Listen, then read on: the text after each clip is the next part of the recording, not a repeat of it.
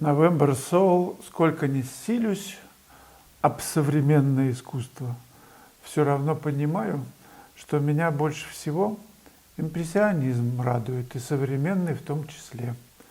Иногда легкая абстракция в том же направлении природной абстракции.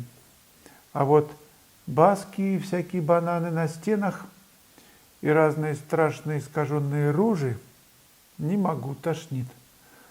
Дальше Шиле или Шиле не воспринимаю такое. Как будто часть современных авторов соревнуется, кто круче свою нутру наружу вывернет или натуру исказит. Меня это уже откровенно отталкивает. Пойду лучше на бутылке Маранди посмотрю. Пусть мир как угодно с ума сходит, мое право любить то, к чему душа тянется, а не насиловать свой мозг в угоду моде. Есть такие работы, обои даже, от которых можно заболеть. Но если человек настроен на чистоту своего внутреннего мира, художник, например, да, и пишет из состояния боли, там, я не знаю, ненависти и так далее, то это же отражается на холсте и транслируется дальше на зрителя.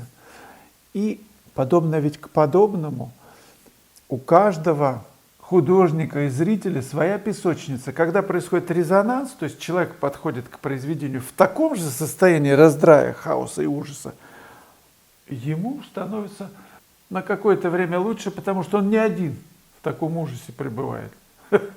Он вешает себе этот ужас, и ему хорошо. Не знаю. Скажите, пожалуйста, свое мнение вообще, может быть, я сильно заблуждаюсь.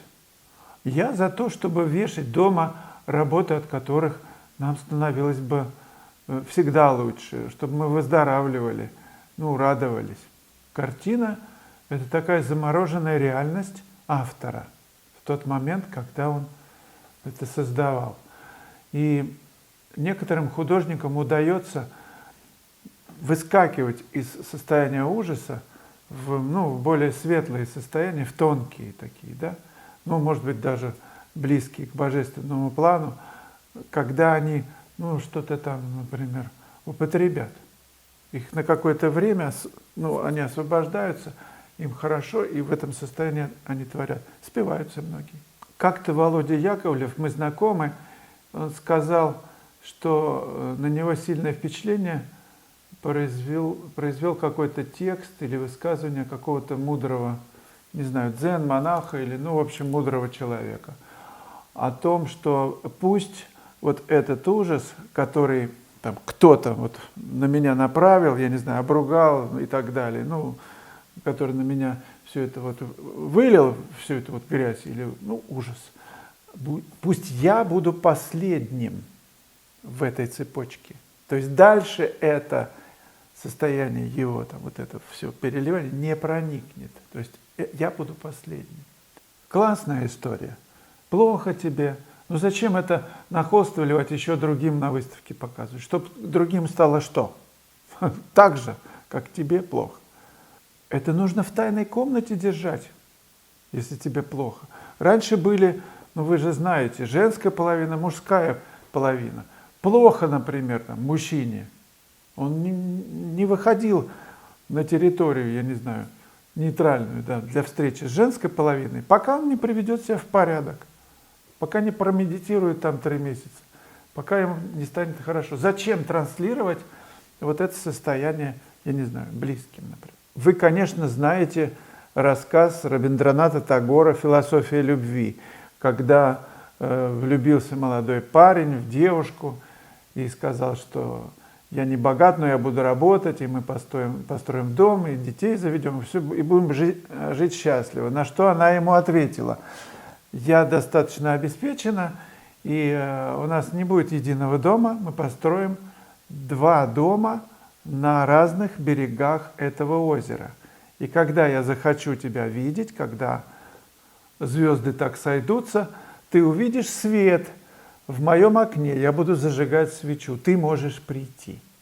Какая интересная история для размышления относительно этого мира твоей свободы. и ее свободы, которую нужно очень бережно чувствовать и не переступать эту границу той свободы того человека, близкого, когда это не нужно. Друзья, я довольно-таки активно загружаю различные очень интересные видео, материалы, в общем, свою кухню, то, что за кулисами происходит иногда, и такие материалы на Boosty. Это мой новый канал, куда я вас приглашаю. Я пишу здесь работы в Гурзуфе, выкладываю там полностью то, что вот прям с нуля работа делается, или какие-то процессы создания работы, и причем и мои, и моих друзей. Спасибо тем, кто уже подписался и смотрит эти материалы. Белла Ибрагимова из Соединенных Штатов подписалась на год. Значит, мы будем там чаще видеться. И задавайте, пожалуйста, там вопросы. Они обязательно будут в первую очередь здесь озвучены. Я буду на них отвечать.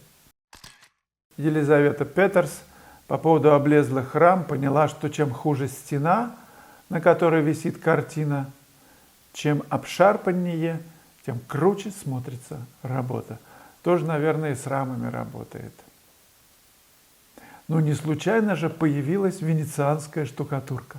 Это обшарпанность, это стиль, который мы применяем и вот в рамах, искусственно их состаривая, что они видали виды такие потертые.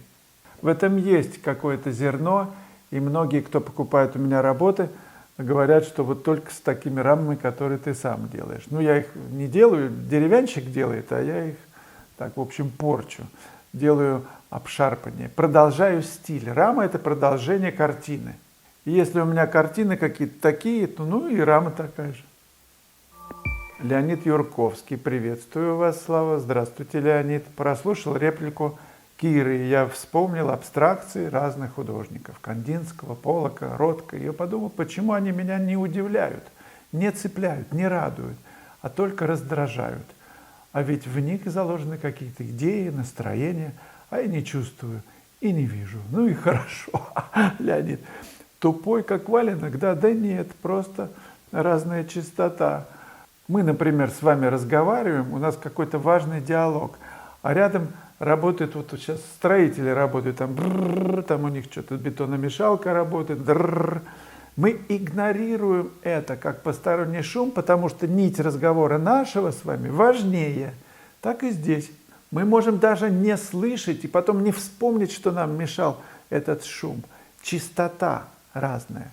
Через частота.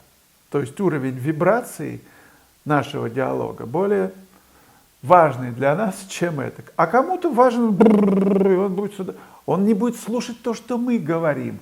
Он будет наслаждаться шумом отбойного молотка. Так все устроено в мире. Все на разной частоте колеблется так. Благодаря этому мы существуем. Леонид продолжает. А умные покупают за большие деньги. Как научиться понимать абстракцию?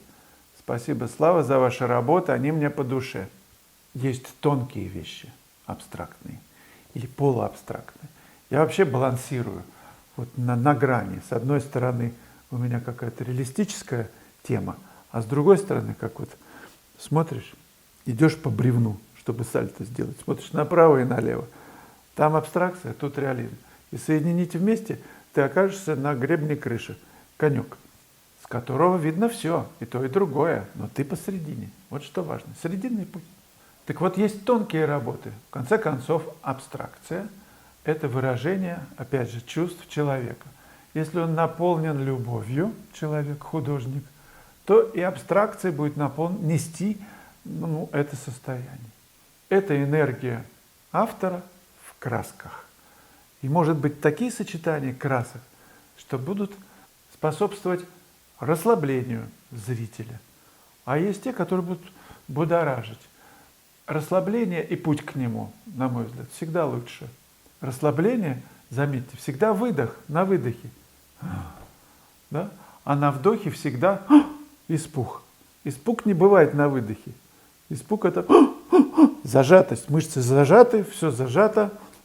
Ты находишься в танке, в больнице, через больницу смотришь, весь мир становится искаженным. Расслабление – это адекватность, адекватное восприятие всего.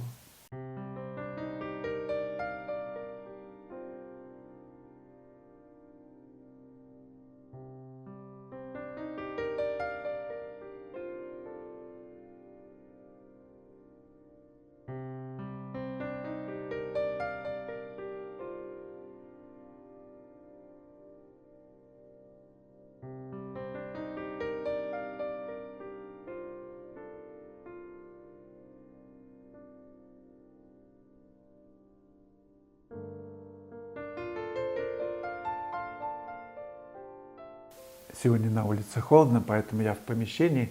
Вы знаете, что нужно делать. Отмечайтесь в журнале, зовите ваших друзей, перепосты делайте и задавайте вопросы, комментируйте, ставьте лайки. Ну пока, ребята.